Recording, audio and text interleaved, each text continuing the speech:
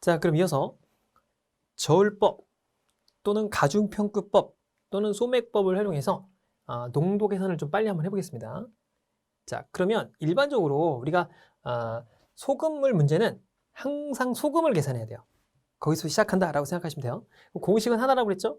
자, 농도는 소금물을 분자라고 놓고 소금의 양을 분모라고 놓습니다. 조심해야 할 건 항상 소금물이라는 걸 조심해야 돼요. 물이 아니다 이거예요. 자, 그래서 이걸 보면은 이게 이제 농도가 5%고 그리고 300g이 들어가 있겠죠? 소금이 얼마야? 소금은 15g이 되겠죠? 계산해서. 자, 그런데 뭔지 모르게 순수한 물을 넣었대요. 그러니까 물만 넣으니까 이쪽에만 물이 들어가겠죠? 그렇겠죠? 그래서 뭔지 모르는 X를 넣었어요. 그래서 계산했더니 4%의 소금물이 됐다라는 거고, 자, 300g에다가 뭔지 모르는 X를 넣었더니 소금은 그대로 있죠? 이렇게 계산했더니 4%가 됐다 그런 거니까 넘겨서 0.04 곱하기 300 더하기 X는 15 요걸 계산해 주면 됩니다. 12배니까 뭐 계산해 주면 돼요. 그런데 이렇게 하면 시간이 오래 걸리잖아요. 이걸 이제 가중평균으로 한번 계산해 보자 이거죠. 자, 가중평균인데 조심할 건 항상 가중치와 관찰값과 비교되는 관찰값의 거리비가 중요해요. 거리비. 자, 한번 볼까요? 물을 넣는데 물은 농도가 몇 프로죠? 0%가 되겠죠? 그리고 항상 관찰값은 작은 것부터 씁니다. 자, 0%가 있고 그 다음에 5%를 섞어요. 자, 5%를 섞었습니다. 그랬더니 몇 프로가 나왔어요? 자, 4%가 나왔죠? 관찰값의 거리비 4대 1이 되겠죠? 그렇죠? 이 거리비가 가중치에 뭐로 들어가요? 역으로 들어가요. 1대 4로 들어갑니다. 자, 그런데 5%의 소금물 이쪽이 300g이죠? 그러니까 이쪽으로 우리가 구하는 거죠. X를 얼마 넣느냐를 구하니까 1대 4는 X 대 300이 되겠죠? 그러니까 4X는 300.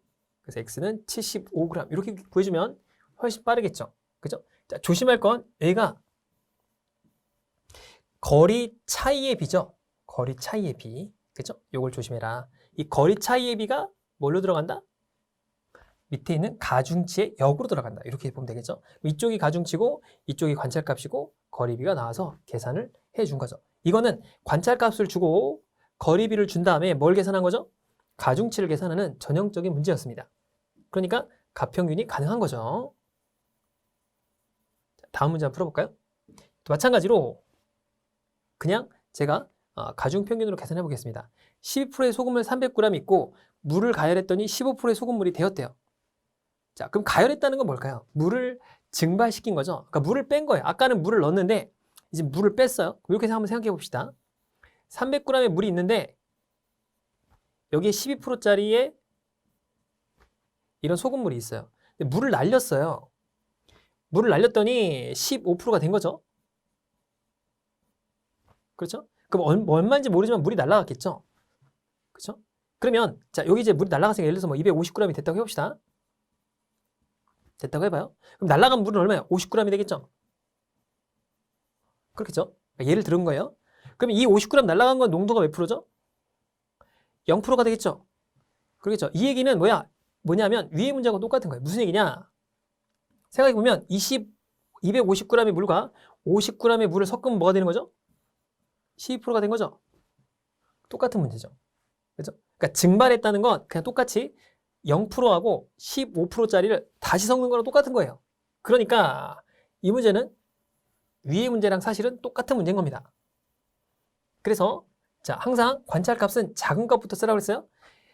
여기선 물이 0%였잖아요. 0% 적고 15%를 적습니다.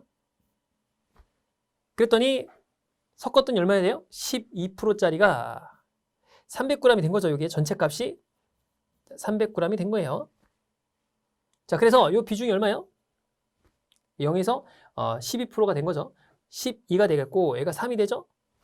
그러니까 1대 4가 됩니다. 그래서 물질, 가중치는 요게 역수가 되니까 1대 4가 되겠죠. 자, 12가 300이었죠? 그러니까 증발한 양, 요 0%를 계산하는 거예요. 그러니까 요 이쪽으로 간 게 1이잖아요. 1. 그죠? 그러니까 곱하기 5분의 1이 되겠죠. 5분의 1. 그렇겠죠? 1대 4가 되니까. 그래서 정답은 60g이 되는 겁니다. 그러니까 1대 4가 되니까. 이게 4대 1이니까 질량으로 들어갈 때 1대 4고 이 전체값, 요 12%의 물이 전체값 300g이니까 안분 계산한 거죠. 1 더하기 4분의 1 이렇게 계산한 겁니다. 그래서 60g이 된 거죠. 자, 이것도 마찬가지죠. 자, 3번 한번 풀어봅시다.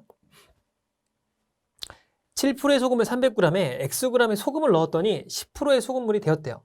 자, 그러면 이 소금은 농도가 몇 프로죠? 100%죠? 100%? 관찰값의 요 값이 100%예요. 그 얘기는 뭐냐? 자, 7%의 소금물과 100%의 소금을 섞었더니 10%가 된 거죠. 그래서 항상 작은 값을 써줘야 된다고 했어요. 관찰값을 왼쪽으로 미는 겁니다. 작은 것을. 그렇죠? 그럼 이쪽이 3이고 이쪽이 90이 되겠죠? 차이가. 그래서 1대 30이 되고 물질은 30대 1로 가중치 값은 30대 1로 들어갑니다. 자, 그러니까 7%의 소금물이 300g이었어요. 이쪽이 300g이다. 그 얘기죠. 그렇죠? 그러니까 30대 1은 300대 x 이렇게 되겠죠. 곱하니까 300은 30x, x는 10이다. 이렇게 된 거죠. 그래서 소금을 10g을 넣어주면 된다. 간단해지죠. 자, 그런데 이런 문제는 밑에 있는 건 가중평균으로 계산할 수 있어요. 그런데 그 가중평균을 하는 건 뒤에 있는 이 응용 문제에서 이거 말고 다양한 가중평균이 있으니까 그때 보도록 하고, 이 내용은 이거예요. 자, 이걸 이제 정상적으로 한번 풀이를 한번 해봅시다. 300g을 가열해서, 그러니까 이제 원래 300g 이렇게 있는 거예요, 현재. 그렇죠? 가열해서 증발시킨 후 110g이 날아갔어요. 날아갔습니다. 얼마나 남았겠죠? 190g이 남았겠죠? 거기다가 10g의 소금을 넣었어요. 그러니까 증발하고 더하기 10g의 소금을 넣으니까 이제 몇 g이 되죠? 200g의 소금이 됐겠죠? 소금물이 됐겠죠? 왜냐면 여기서 110g 날리고 10g을 넣었으니까 200g의 소금물이 됐을 거예요. 그렇겠죠? 그랬더니 처음 농도 얼마인지 몰라요? 거기에 2배가 됐다. 여기가 A%라고 하면은 얘가 몇 %냐? 2A%가 된다라는 거죠. 그렇죠? 그러면 항상 뭐로 계산해라? 소금으로 계산해라 라고 했어요. 소금. 자, 그러면 이때의 소금의 양은 얼마죠? 이거 곱하기 이거죠. 300 곱하기 A%니까 300A라고 하겠습니다. 그 다음에 10g을 더했겠죠? 소금의 양을 10g을 더했으니까 이렇게 더했더니 g 빼버릴게요. 어차피 다 들어가니까.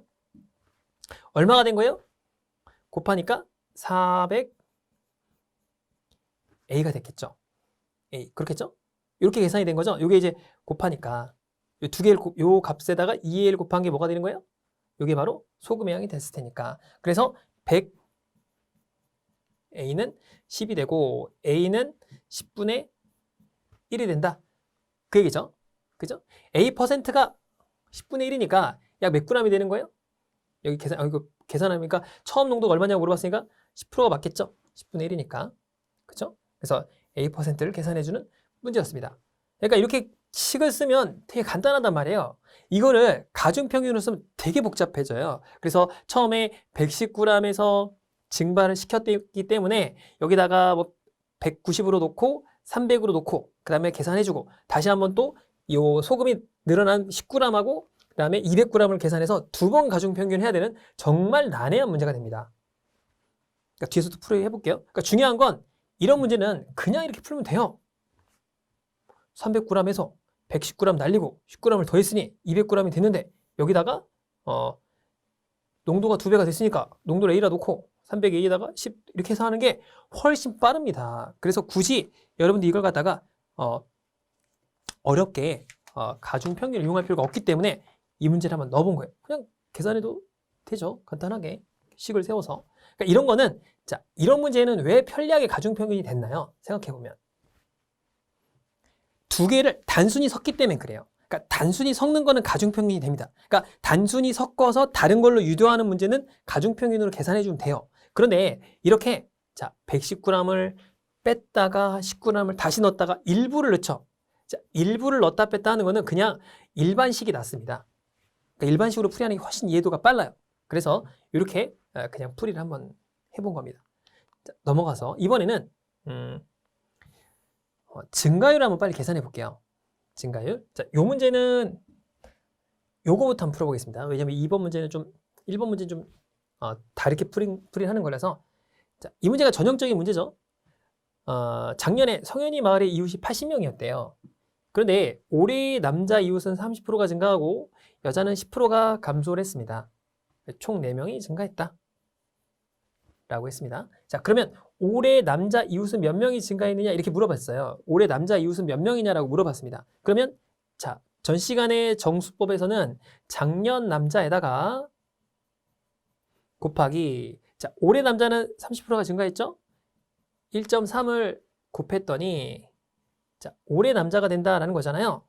그러니까 올해 남자 수는 뭘로 나눠줘야 돼요? 1.3으로 나누어져야 됩니다. 그죠? 그럼 1.3으로 나눠지는 걸 찾아보니까 30%가 증가했다고 했으니까 1.3으로 나눠지면 이것도 1.3으로 나눠지고 이것도 1.3으로 나눠져요. 그죠? 그럼 이것도 나눠지죠? 4배하면 6g 이것도 나눠져요. 그럼 뭐냐? 이거 어떻게 찾냐? 이거죠. 그러니까 이런 경우가 생기게 됩니다. 그렇다면 이때는 정수법을 쓸 수 없다는 거예요. 자, 그러면 가중평균을 한번 이용해 보겠습니다. 자, 이거를 이제 풀기 위해서는 이런 걸 한번 그려보죠. 자, 작년에 남자가 있고, 자, 여자가 있다고 해볼게요. 그럼 작년에 남자가 이렇게 있고, 올해에는 30%가 증가했죠, 여기는. 자, 여자는 10%가 감소했어요. 그러니까 마이너스 10%를 적어줍니다. 그래서 전체는 80명에서 4명이 증가했으니까, 자, 80명이 있고 작년에는 이제 4명이 증가한 건 몇 프로가 증가했을까요? 자, 80에서 10%는 8명이죠? 그러니까 4명은 5%가 되겠죠? 5%가 증가한 거예요. 저기 증가한 거죠? 그렇겠죠? 자, 그러면 요걸 이제 가중평균 하는데 요걸 갖다 평균값으로 놓고 요 값, 요 작년의 남자 수, 여자 수를 갖다가 뭘로 넣으면 되죠? 가중치로 넣으면 되겠죠? 그래서 생각해보면 자, 항상 관찰값은 작은 것부터 씁니다. 자, 마이너스 10을 여기다 써주고 그 다음에 여기다 5%를 써줘요. 두 개 섞었더니 5%가 된 거죠. 그 다음에 올해에다가 30%를 써줍니다. 써줘요. 그러면 이 차이가 얼마가 되죠? 이때 조심할 것. 5에서 10까지 가는 차이는 15죠. 15. 그쵸? 5에서 0까지 가고 0에서 다시 또 10까지 가야 되니까 15의 차예요. 여기는 25가 되겠죠? 25가 됩니다. 그래서 이 값이 어떻게 배분된다? 요건 이제 관찰값의 값이고 관찰값의 차이는 거리비는 다시 뭘로 바뀌어요? 이 가중치로 넘어왔을 때 역으로 들어간다고 했죠? 5로 나누면 5, 35, 5, 25니까 3대 5가 되고 사람 수로 넣으면 5대 3이 됩니다. 그러니까 가중치로 넘어왔을 때 5대 3이 됩니다. 그러니까 마이너스 10%에 있는 이쪽이 뭐예요? 이쪽이 여자죠? 자, 이쪽이 남자예요? 그랬더니 80명을 가지고 전체가 80명이었죠? 5대 3으로 나눠 갖는 거예요. 그래서 8분의 5 이쪽이죠, 이쪽. 50명이 여자고 남자 몇 명이요? 30명이죠? 30명 이렇게 계산이 된 거예요. 그럼 30명이 정답이냐? 아니죠. 왜냐하면 올해 남자를 물어봤잖아요. 자, 이 값은 항상 작년의 값이에요. 그러니까 작년 값 80명으로 계산했잖아요. 작년 값이기 때문에 이때는 여기서 몇 프로가 증가했대요? 30%가 증가했다고 했잖아요. 그러니까 30% 곱한 39명이 되겠다. 그쵸? 그러니까 이것만 주시면 되죠. 작년 값인지 올해 값인지만 선택을 해서 풀어주면 되겠죠. 그래서 정답이 39명이 되는 겁니다. 자, 이것도 한번 해볼까요? 자, 이것도 가중평균을 한번 이용해서 해보겠습니다. 자, 여기 보니까 남학생은 5%가 증가했고 여학생은 3%가 감소했어요. 그러니까 요건 조심할 게 마이너스 97 이렇게 쓰면 안 됩니다. 그냥 3%니까 마이너스 3% 여기 5%가 되겠죠. 자, 섞었더니 12명이 증가했대요. 그럼 12분의 1200명이니까 1%죠, 1%. 10%면 120명이고 12명이니까 1%가 증가한 거예요. 이렇게 되겠죠. 그럼 여기 차이는 항상 4죠. 1에서 3, 마이너스 3까지니까 4고 여기 차이도 4예요. 그래서 거리비의 차이라는 게 되게 조심해야 되는 거죠. 자, 평균값의 관찰값이죠. 관찰값의 거리비는 역으로 들어간다. 1대1이니까 어차피 1대1이 되겠죠. 전체 학생 수가 작년에 1200명이었어요. 그러니까 남학생도 600명, 여학생도 600명 이렇게 되겠죠. 작년에 남학생 수를 구하래요. 작년 이쪽이죠. 그냥 600명 이렇게 되는 거죠. 정답이 3번이 되는 겁니다. 간단하죠? 자, 그 다음에 요 밑에 4번 한번 해볼까요? 굉장히 빨라지죠? 아까 전 시간에 배웠던 정수법도 정수법에 나왔던 문제도 이렇게 푸시면 잘 나옵니다. 자, 어느 대학교 전체 학생 수가 2200명이에요. 그랬더니 올해는 작년에 비해서 남학생은 14%가 증가했고 여학생은 8%가 감소했어요. 자, 여학생 마이너스 8%, 남학생 플러스 14%죠. 110명이 증가했습니다. 그러면은 요게 10%면 얼마죠? 220명이죠. 그런데 반절만큼 늘어났으니까 자, 5%가 되겠죠. 그렇겠죠? 자, 여기까지 얼마예요? 여기까지 9가 되겠죠. 여기까지 얼마예요? 13입니다. 13. 그쵸? 13이 되겠죠? 이게 정확하게 정수로 떨어지게 돼 있어요. 왜냐? 왜 그럴까요? 남학생 수나 여학생 수는 무조건 정수여기 때문에 그래요. 그러니까 정수로 떨어져야 되기 때문에 이렇게 딱 떨어진 값이 나올 수밖에 없습니다. 계산해 보시면. 그러니까 내가 만약에 이게 소수로 나왔다. 그럼 여러분 잘못 푸신 거예요. 그렇겠죠? 왜냐면 남학생 수나 여학생 수는 소수점이 나올 수 없다고 했잖아요. 그래서 13대 9가 되고 사람 수로는 9대 13이 됩니다. 자, 물어본 거 뭐죠? 작년에 남학생 이쪽이죠, 이쪽. 그러니까 9 더하기 13은 20이죠. 22분의 13이 되니까 작년에 2200명이었죠? 그러니까 1300명이 되겠죠. 정답이 4번이 되겠다. 이렇게 보면 되겠죠. 자, 그 다음에 밑에 것도 한번 해볼까요? 그 다음에 1번으로 넘어갈게요. 왜냐하면 1번은 좀 이 가중 평균을 못 쓰기 때문에 설명을 드리는 거예요. 다 이유가 있는 겁니다. 자, 보겠습니다. 성현이의 마을은 120명이었고 올해는 20명이 증가하고 여자는 30명이 감소했습니다. 이제 자신 있겠죠? 자, 6명이 감소했어요. 감소한 거 조심해야 됩니다. 올해는 남자가 20명이 증가했어요. 여자는 마이너스 30%입니다. 자, 얘는 6명이 감소했잖아요. 그러면은 12명이 10%잖아요. 그러니까 얘는 마이너스 5%가 감소한 거죠. 그쵸? 그러니까 얘가 마이너스 5가 돼요. 그러면 여기서 여기까지 차이는 얼마일까요? 마이너스 5에서 30까지 25죠. 25. 그쵸? 마이너스 5에서 30까지 25입니다. 여기까지도 25예요. 그러니까 1대1이죠. 1대1. 그러니까 120명이기 때문에 작년에 남자랑 여자는 똑같이 60명입니다. 1대1로 들어가니까 정답이 4번이 된다. 이렇게 보면 되겠죠. 자, 그래서 간단하게 풀어줄 수가 있습니다. 자, 그러면 1번 한번 볼까요? 1번을 보게 되면 이거는 안 됩니다. 왜 안 되는지 한번 봅시다. 지워볼게요. 작년에 남학생 전체 학생 수가 520명이래요. 근데 올해는 작년에 남학생 수는 4명이 감소했어요. 그러니까 퍼센테이지는 안 좋죠. 그러니까 무슨 얘기냐? 작년 있고, 자, 이게 남자가 있다고 해봅시다. 여자가 있어요. 전체가 이렇게 있을 겁니다. 그쵸? 그 다음에, 여기가 작년이고, 네, 올해예요. 이렇게 한번 제가 써볼게요. 그러면, 올해는 작년에 비해서 4명이 감소했어요. 4명이죠. 그쵸? 그런데 여학생 수는 10%가 증가했어요. 증가했죠? 그런데 전체 학생 수는 이때 작년에 학생 수가 520명이니까 이때 뭐가 된 거죠? 5%가 증가한 거죠? 그럼 이제 이게 관찰값인데 관찰값으로 가중치를 쓸 수 있나요? 못 쓰죠? 왜냐면 얘는 명이고 얘는 퍼센트예요. 그러니까 쓸 수가 없겠죠? 그렇겠죠? 그러니까 이건 쓸 수가 없다. 그럼 어떻게 해야 되느냐? 한번 생각을 해보죠. 이것도 이렇게 막상 풀지 말고 이것도 똑같이 뭐 x, y 넣고 하지 말고 이런 경우는 더 쉬워요. 왜냐하면 자 5%가 증가하면 10%가 증가하면 52명이겠죠? 5%니까 2로 나누니까 26명이 뭐 한 거예요? 증가한 거예요. 증가했다. 그런 얘기죠. 그러면 4명이 감소를 했으니까 이쪽에서 몇 명이 증가해야 26명이 될까요? 30명이 증가해야겠죠. 30명이 증가해 줘야 26명이 되겠죠. 그러면 뭐에서 여자 뭐에서 10%가 증가해서 30명이니까 여기 몇 명이 되겠죠? 300명이 되겠죠. 300명에서 10%가 증가했으니까 30명이 되겠죠. 자, 올해 여학생 수를 계산해 봐라. 그럼 얼마예요? 300명에 30%가 증가했으니까 10%가 증가했으니까 30명이 되고 330명이 되겠죠. 그래서 정답이 1번이 되는 거죠. 그죠? 그러니까 이거는 그냥 계산해 보면 돼요. 그러니까 이렇게 뭔가를 XY로 놀려 하지 말고 이렇게 구분해 보니까 조금 편리하게 나오죠.